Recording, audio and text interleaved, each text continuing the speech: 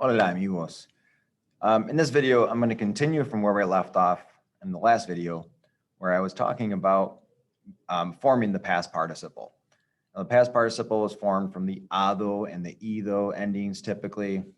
Remember, if you had a verb that was an ER or an IR verb that had a vowel at the end of the stem, unless it was a U, otherwise you would have, you're going to have to write an accent mark on the IDO ending, accented I, then DO for ido to separate the vowel sounds. And then we had a whole list of irregular verbs. And actually two of the irregular verbs are used here in this slide that you see right now. But I want to talk about how, and I did mention it a bit in our other video, so this isn't a real complicated concept, but when we want to use an adjective, oftentimes we use the past participle to describe our words, oftentimes with the word estar to describe the condition that it's in. And you've probably already seen this. You know, if you think about the verb aburrir, for example, aburrir, A-B-U-R-R-I-R. It's an IR verb. Get rid of IR, add the past participle, the ending for the past participle is ido.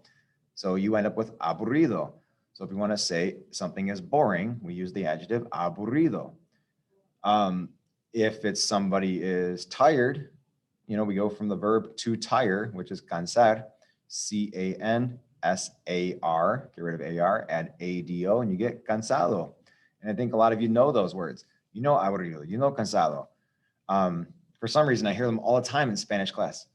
Oh, all right. But anyway, the cansado is an adjective, but it's actually a past participle. It does change to agree with the subject or whatever noun it's modifying. So if I am tired, you know, I would say estoy cansado. But if a female student is tired, they would say estoy cansada. If I'm talking about, you know, the two of us, we are tired, estamos cansados. If there were two chicas that were saying that they were tired, I could say they are tired, están cansadas.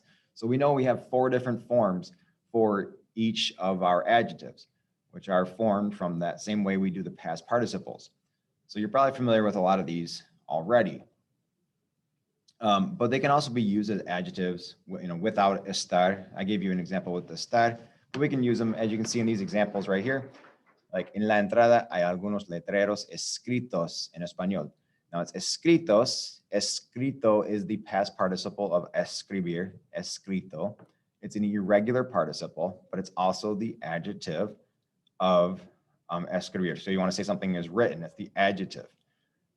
Letreros is masculine and plural. So just like we do with any other masculine and plural noun, we will modify, when we modify it, we use the masculine plural form of the adjective. So escrito is our adjective.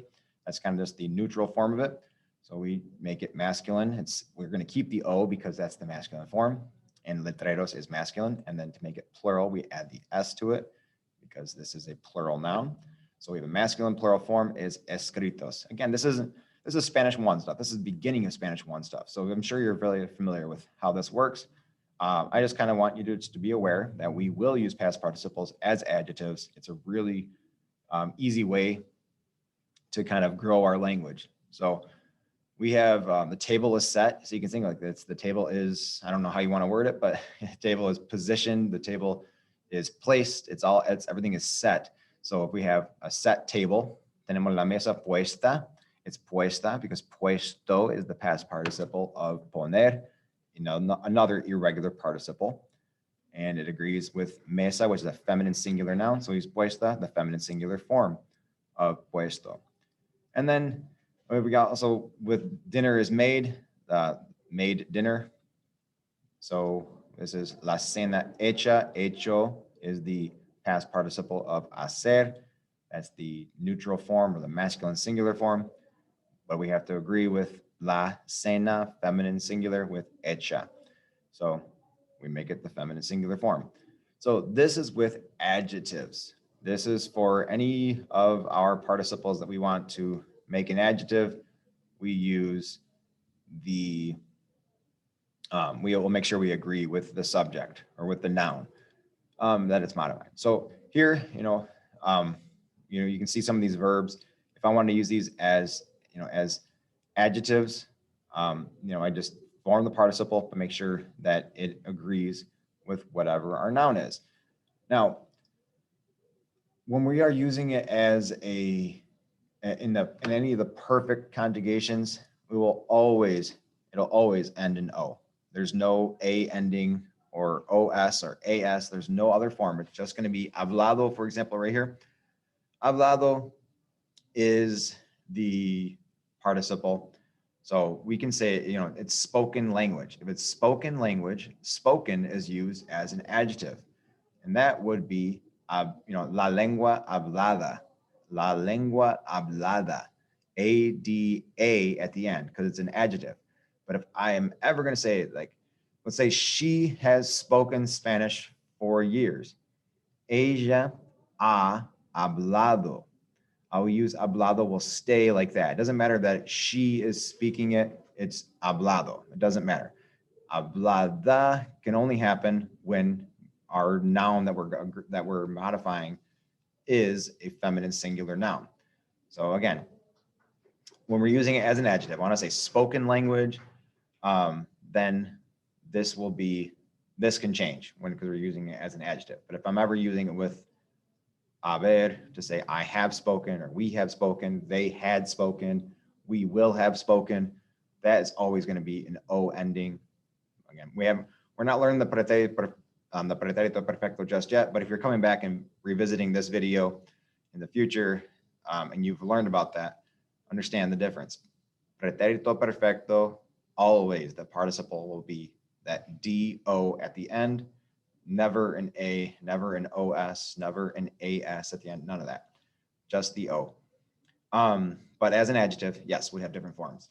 You can see romper is to break. So roto is the irregular participle. If I'm going to say something is broken, está roto. If whatever is broken is something that's feminine singular, we can say está rota. If it's plural and masculine, están rotos, están rotas. It will agree. It will have different forms. Seen and, visto. If it's using it as an adjective, then it can still agree. But if you use it as a participle with haber, it will not change. It'll always be visto. All right. We had a little bit ago hacer as hecho, and we used it as like the dinner is made. Está hecha, because la cena is feminine singular. But if I wanted to make it, if I were describing something that were plural and masculine, we could use hechos. If we're something feminine and plural, hechas. So as an adjective, we can change it as a past participle that's used in conjunction with haber. It will not change. It'll always be the O ending. Again, if you are learning this for the first time, you only know it as an adjective so far. We haven't learned pretérito perfecto, but if you're coming back revisiting and you've learned about pretérito perfecto, remember, that's only going to end in O with that form.